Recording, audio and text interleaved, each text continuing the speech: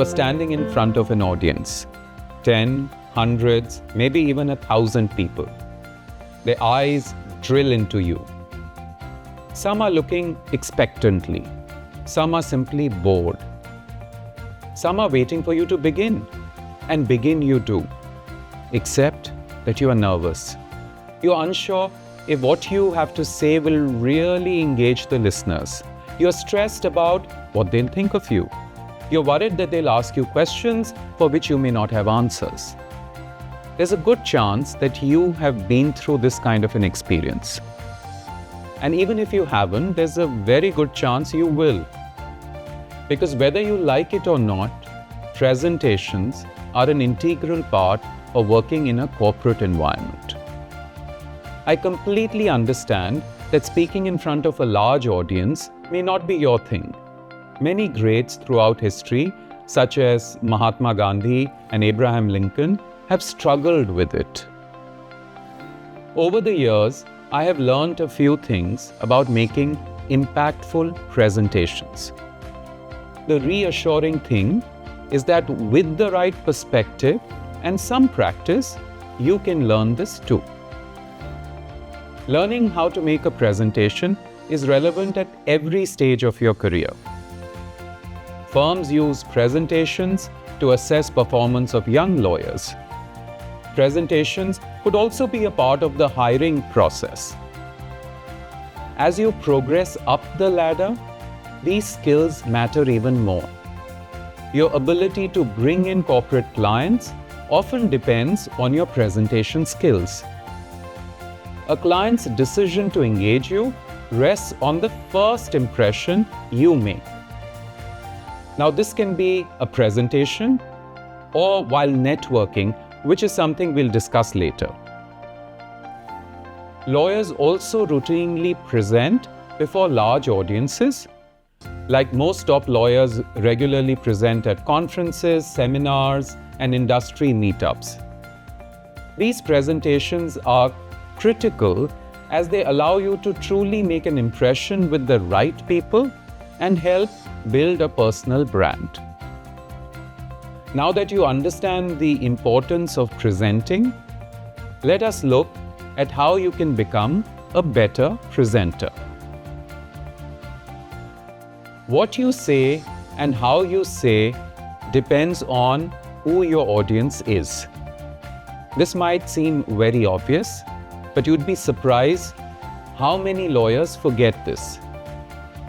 There is a simple way to remember this. Use the acronym ABC, audience before content. Once you've identified your target audience, you need to understand their goals and interests. What is their cultural background? How much time do they really have? What are they trying to achieve through this interaction? Knowing the answers to these questions will shape how and what you present. Of course, there are nuances to all this. So let's understand it better by looking at the different types of audiences. In an audience of experts, you can rely on logical arguments and quantitative information.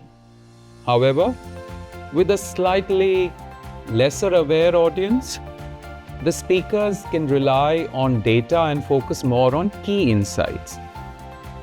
Novice audiences are more likely to buy into ideas based on the speaker's reputation and are ultimately looking for actionable insights. Thus, a presentation to a crowd of, say, non-lawyers should be less technical and have a lot more storytelling involved. In the fast-paced world of corporate law, tomorrow's legal leaders need to be more than just traditional expertise. Introducing the LLM in Corporate and Financial Law, a groundbreaking program brought to you by Jindal Global Law School in partnership with upGradl. Designed for the legal professionals of tomorrow, this innovative blended learning program combines academic rigor with real-world application. Don't miss out. Click the link in the description to elevate your career with the LLM in Corporate and Financial Law. Storytelling is often referred to as narrative reasoning by experts. What this means is that most people understand concepts better with stories. Stories help engage the audience and often create an emotional response which makes your presentation memorable. These stories can also improve your likability as a presenter. The hallmark of a good presentation is that the audience is listening to your every word.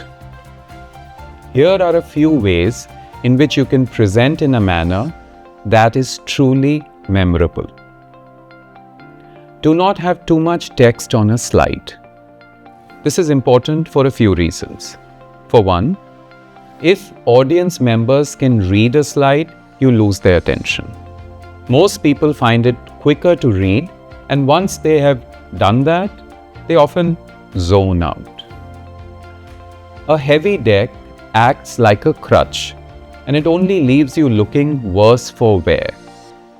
If you start reading, you lose the audience simply because they can read faster than you. You should consider instead replacing text with visual clues like stills, moving images, and cartoons. Having multiple sensory input vastly improves absorption and retention by your audience. Engage with the audience. A presentation does not necessarily have to be a monologue. And the more participation you have from the audience, the better it is that the audience remembers your presentation. You can do this by asking questions from your audience.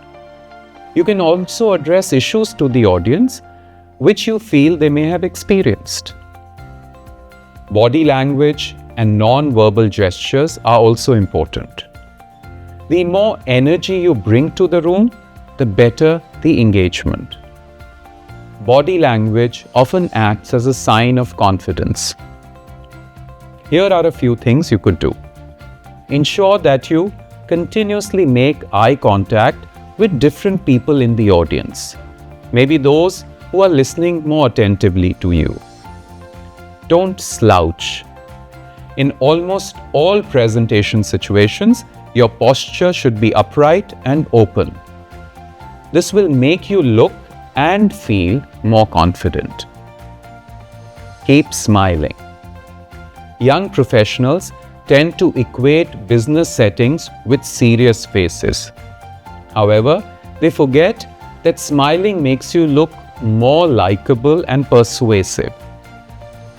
Keep in mind that your clients and your audience are humans first, and humor can be a fantastic device to keep an audience engaged.